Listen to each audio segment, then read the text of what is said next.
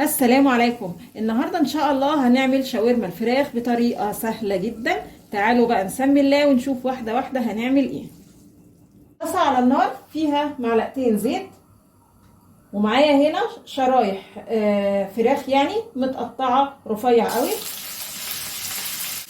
هفضل اقلب بقى شرايح الفراخ لغايه ما تاخد تشويحه كده واللون معانا يتغير. بصوا ابتدت شرايح الفراخ لونها يتغير، لونها غير خالص اهو وخدت تشويحه حلوه.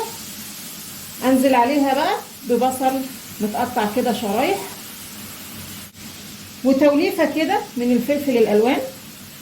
ابشر مع المكونات فص ثوم.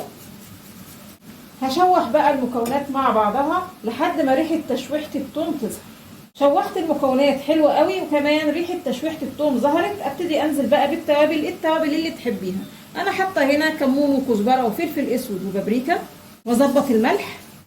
اقلب بقى المكونات مع بعض كويس قوي. بعد ما اقلب الشاورما كويس قوي ههدي النار وهغطي الطاسه لحد ما المكونات كلها مع بعضها تستوي.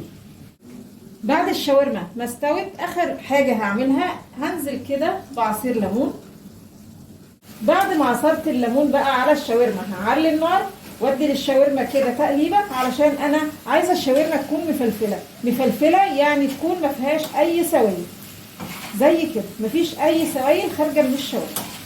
وده كان الشكل النهائي معانا لشاورمه الفراخ. يا رب تكون عجبتكم، ولو عجبتكم الوصفه فضلا الاشتراك في القناه.